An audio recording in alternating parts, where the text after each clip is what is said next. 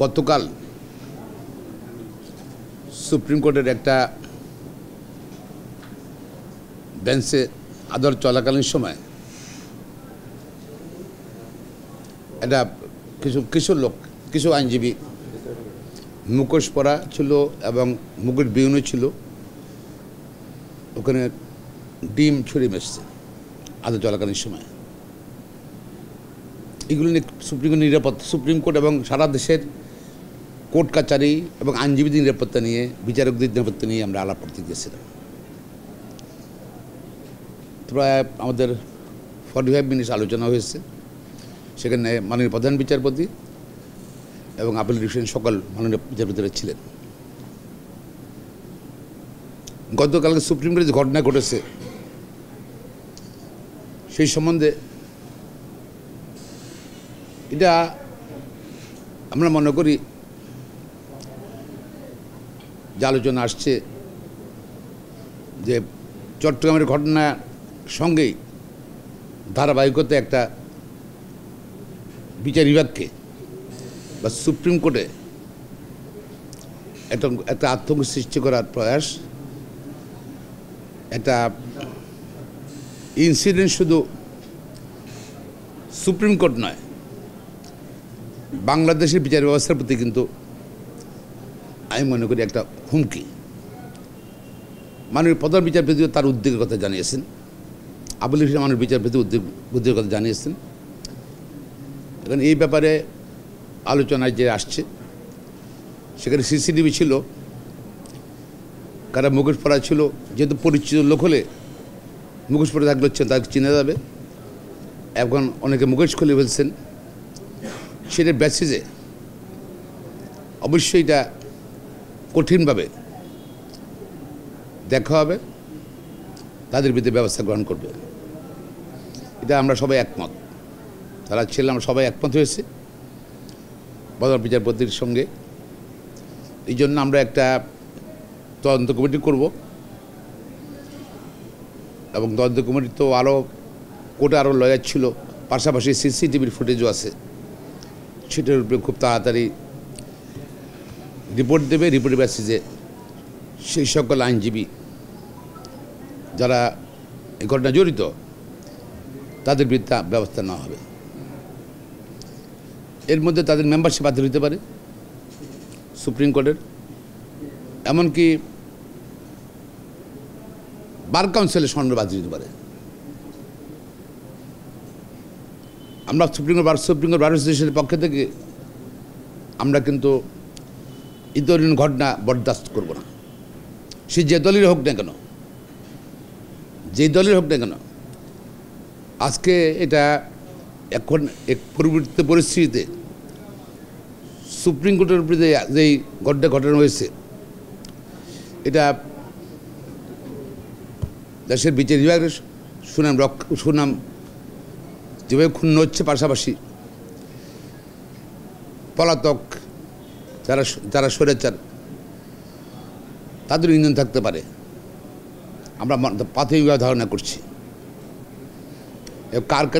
কারো ইন্ধন আছে কিনা সেগুলো কিন্তু আমাদের আলোচনার বিষয়বস্তু ছিল।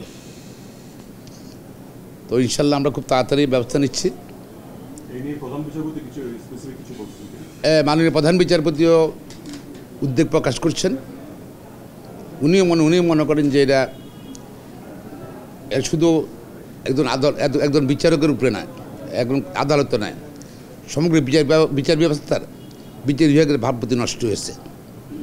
সুতরাং এটা আর এটাকে আর সামনে আগার দেওয়া যাবে না, বা ভবিষ্যতে এরকম কোনো ঘটনা ঘটে, হ্যাঁ, তাদের জন্য আমরা প্রস্তুতি নিতে হবে। আদালতের নিরাপত্তা ব্যবস্থা আরও কঠিন করতে হবে, দৃঢ় করতে হবে। এবং উনি আপিল ডিভিশনের সকল মাননীয় বিচারপতি এবং মাননীয় প্রধান বিচারপতিও উনি এবারে কঠোর মনোভাব প্রদর্শন করেছেন এবং উনিও চান যে সঠিক তদন্ত হোক এবং প্রকৃত যারা দোষী অপরাধী তাদের ব্যাপারে ব্যবস্থা গ্রহণ করা হোক।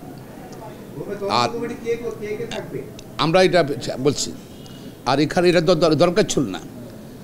ওনারা অলরেডি প্রধান বিচারপতি বললেন ওনারা সুপ্রিম জুডিশিয়াল কাউন্সিল নিয়ে কাজ করছেন।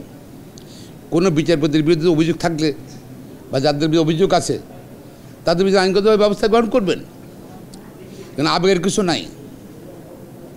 সুতরাং এই ঘটনা কিন্তু অনভিপ্রেত, unbecoming the supreme court, the সর্বোচ্চ আদালতের জন্য। এবং অবশ্যই অনেক হয়তো ওনার তালিকায় আছেন যারা অতীতে গত 15-16 বছর ফরমাসি রায় দিয়েছেন বা শপথ ভঙ্গ করে যারা বিচারালয়কে রাজনৈতিক একটা প্রতিষ্ঠানের মতো করতে চেষ্টা করেছিলেন। এই জন্য ওদেরকে সুপ্রিম জুডিশিয়াল কাউন্সিলে নেবেন। এটা কেউ ব্যক্তিগত কেউ এইসব দায়িত্ব নেওয়া বা যদি আবেগ প্রকাশ করা, এটা মানে উনি এটা বরদাস্ত করবেন না। এবং আমরা সুপ্রিম কোর্ট বার অ্যাসোসিয়েশন কঠোর এ ব্যাপারে কঠোর অবস্থান নেব। তদন্ত কমিটি আমরা বারের নেতৃত্বে আমরা করব, এটা আমরা খুব ইমিডিয়েটলি করবো, বা সানডে আমরা করবো, এটা আশা করি আলোচনা করে আমরা ঠিক করব খুব তাড়াতাড়ি। অ্যাটর্নি জেনারেল অফিসের যদি কোনো কর্মকর্তা জড়িয়ে থাকেন, অ্যাটর্নি জেনারেল সাহেবের তদন্ত ওনারা অনুসন্ধান করবেন। আর আপনার সুপ্রিম কোর্ট থেকে রেজিস্ট্রার নেতৃত্ব তারা তদন্ত করছে ব্যাপারটা। এবং আমরা যদি একটা ফাইন রেখে চলে আসতে পারি, সো দ্যাট আইডেন্টিফাই করতে পারি, ঘটনার কারণ উদ্ধার করতে পারি, এটা কি হঠাৎ করে কোনো ঘটনা নাকি পরিকল্পনার অংশ হিসাবে এরকম একটা ঘটনা ঘটেছে, সেটাও আমরা বের করার চেষ্টা করব। এবং যদি পরিকল্পনার অংশ হিসাবে কেউ করে থাকে বিচার বিভাগ অস্থিতিশীল করার জন্য বা এখানে বিচার বিভাগে কলঙ্ক জ্ঞাপন করার জন্য, তাদেরকে আমরা সুপ্রিম কোর্ট বার অ্যাসোসিয়েশন তার ব্যাপারে সিদ্ধান্ত নিতে মোটো বরদাস্ত করব না। এবং আমরা আশা করি মাননীয় প্রধান বিচারপতিও এবং মাননীয় বিচারপতিরাও এ ব্যাপারে তারা কঠোর ব্যবস্থা নেবেন। পাশাপাশি আমরা আইনজীবীদের বিচারপতিদের সুরক্ষা চাই, নিরাপত্তা চাই, শুধু সুপ্রিম কোর্ট নয়, সারা বাংলাদেশে প্রত্যেক আইনজীবীর আমরা নিরাপত্তা চাই। এবং চট্টগ্রামের যে ঘটনা ঘটেছে, আমাদের বন্ধু সুপ্রিম কোর্ট বারের সদস্য সাবির ইসলাম আলিফের হত্যা নিয়ে সে ব্যাপারেও কিন্তু উনি অত্যন্ত কঠিন মনোভাব পোষণ করেছেন, যেটা এটা কাম্য নয়, উচিত নয়।